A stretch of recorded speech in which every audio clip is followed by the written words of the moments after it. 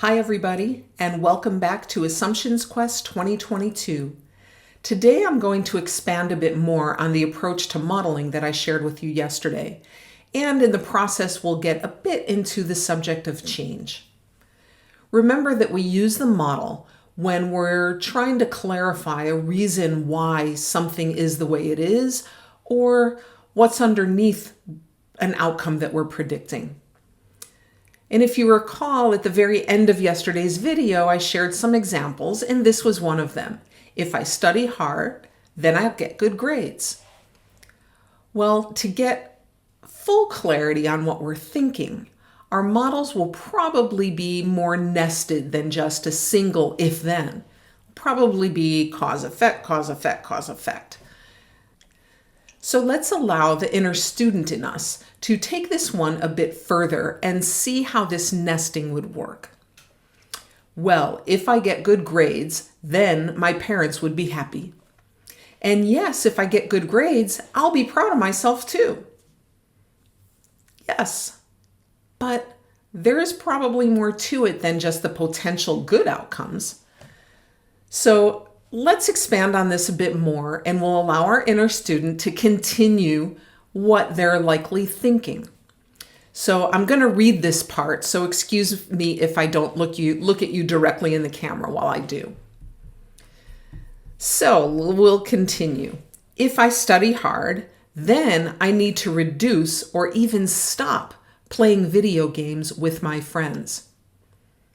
Yes, parents, that dreaded argument. Well, what happens if we reduce or even stop playing video games with our friends? Well, if I do that, then I would miss out on having fun with my friends. Feel the pit in your stomach forming? And if I would miss out on having fun with my friends, then I would feel sad and lonely and left out. We don't want to feel sad. We don't want to feel left out. We want to have good grades. We also want to have time to have fun with our friends, don't we? Now we have much more of a complete picture in front of us. Now here's the thing. Here's what the value in the model does. Once I lay this out, every single arrow has an assumption in it. Which are valid, which are not. Can these assumptions lead us to finding ways to solve it so that we don't have to force our kids to go down one path or another? In the time I've talked, you've probably come up with both some of the assumptions that are being made and maybe even ways to solve it.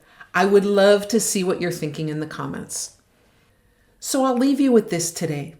Consider that when you think someone is being belligerent or close-minded, whether it's your child pushing back on you about wanting to play video games instead of spending time studying, whether it's a colleague or a boss or your spouse or a friend who you want them to think or do something differently, there's probably more to their resistance than meets the eye. And perhaps thinking about modeling in this way can help you uncover and solve rather than that. So thank you for spending these few minutes with me today. I wish you a wonderful rest of your day. I wish you well on your own Assumptions Quest, and I hope that you'll register to be live with me on Friday. Thank you.